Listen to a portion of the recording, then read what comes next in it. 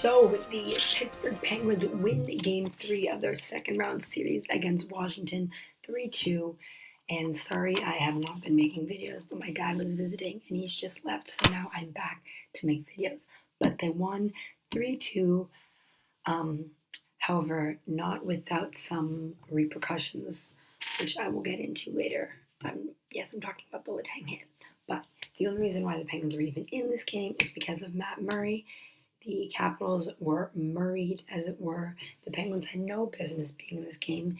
They were outshot 49-23. They were very opportunistic, as Mike Sullivan said after the game. He was right, and they won, but they were quite lucky to win this game because Matt Murray stole the show, and he now becomes only the second rookie in NHL history to win a game with, I think, 45 plus saves.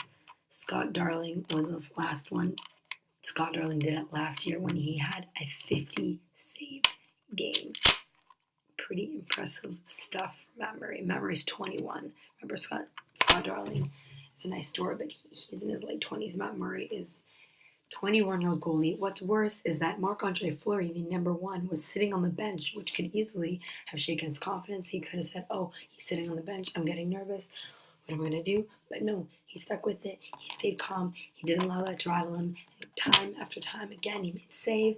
Ovechkin beat him on a clean shot, no chance. And then when it was a 6-on-5, after the empty net, after the goal was pulled, Capitals had the empty net, and Williams Binks went in and scores. And he makes that save. He was outstanding. As Hornquist said, they don't win that game if he doesn't play like that. Absolutely phenomenal performance, and it was really nice to see. I don't expect the Penguins to play that badly again. I don't know what happened in that game, but as soon as they got off to the 2-0 lead, they went into a shell, as teams often do. Score effects happened, and the Capitals kept pummeling. They had 21 shots in the third alone. 21. Holtby could have played the game in a rocking chair. That's a few shots he had in the night. So, the Penguins are now up 2-1 in the series, despite not having a single point from Sidney Crosby in the series. Who would have thought that the Penguins could be winning in a series with Crosby not having a point? Ovechkin, I think, has 4 points. He's been more of a factor. He was very good last night, but neither player has been. They've not taken control of the game like we really thought they would. Crosby's not really can take control of the game. Any game this series, he's not played bad. He's played well. He's had chances. He's creating, but he's not got anything in net, and no one's saying he needs to step up because the Penguins actually have depth this year. It's amazing. After all these years, everyone kept saying Crosby and Malkin have to step up, do more in playoffs, and everyone kept giving Jonathan Toews and Patrick Kane credit, despite the fact that they had some slumps where they did not score any goals or any points. Why? Because they had depth. They had other guys stepping up, so it overshadowed their lack of production. Now we have other guys stepping up. The Hagelin, Bonino, Kessel line. The Capitals have no answer for it. It's been the best line in the playoffs. Bonino has a game point in every single game he's played these playoffs. Kessel is probably the best hockey he's played all season, quietly going about his business, playing some nice two-way hockey. He stole the puck last night, which led to the winning goal. Beautiful play. Malkin still does not look on himself. I think he's still maybe dealing with something. But until last night, he had a point in every game he played coming back from injury. And then, of course, we have Letang, who's playing a beast in the back end. And then we have Connor Sheary, who just came out of nowhere. He only has 1 point for the series, but he's fast. He's creating. He's making things happen. And then we have the fourth line of Old Man Cullen. And the rookies, Brian Rust, who got injured, which doesn't look good.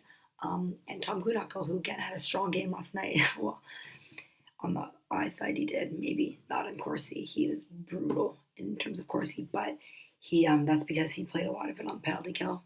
So you're not going to have the puck on the penalty kill, but he took a chance of his one opportunity. Sullivan said they're very opportunistic, and he scored, led to a goal.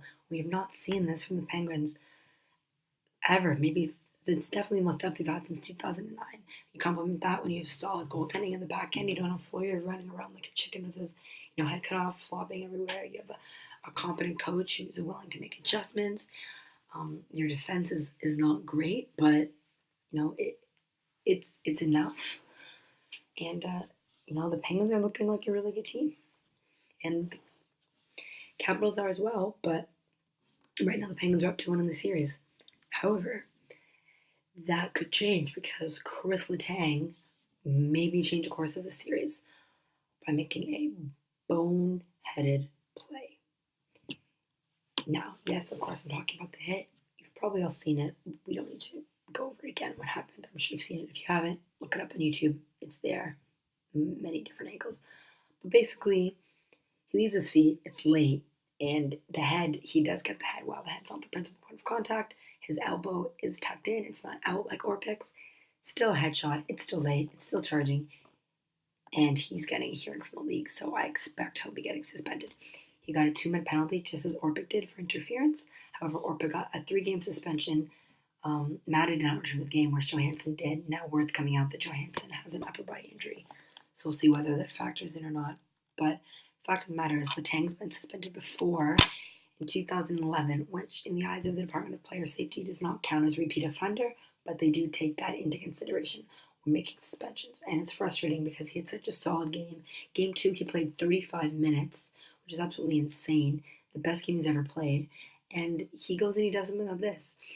I mean, Letang, for all of his great traits and all of his values, how smart the smart pucky making decisions he makes on the ice as a defenseman, sometimes he makes bone-headed ones. Usually they're emotionally plagued. I'm not really sure what that was achieved, what he was trying to achieve there. It could be all the concussions he's had himself. Maybe altered his brain, made him not the smartest, but I don't understand why he would make that hit. I mean, I don't think he'll get as much as Orpik because it was not as late as Orpik's, and the elbow was not as obvious. He didn't get the chicken wing out like Orpik, but it is high. He does get it up.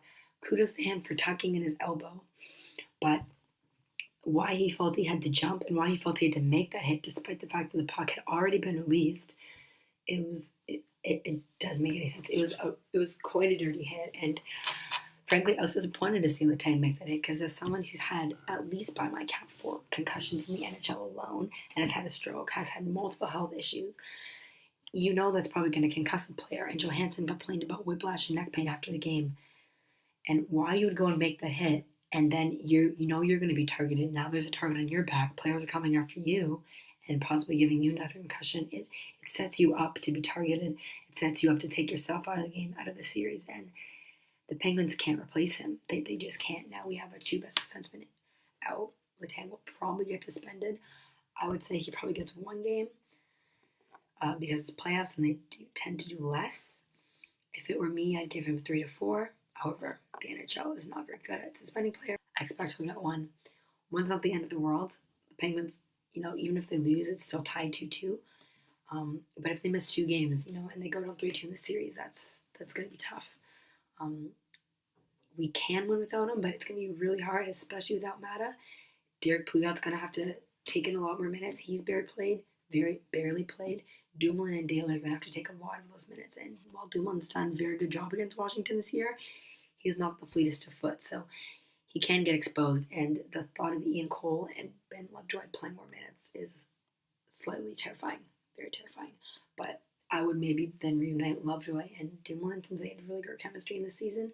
I'd put Daly and Pouliot together, and then I'd have Schultz and Cole, which was a solid bottom pairing when they played. So we'll see what happens, but it's pretty disappointing from Letang. Pretty boneheaded play. But at least Murray saved us, and maybe he can save us again if Letang's out for a while. But it's not a good recipe for success. So that's all I have for this one. Please like if you like, subscribe if you really like it. Put your comments in the comment box below. What do you think of it? How many games do you think Letang will get? And all right, bye for now.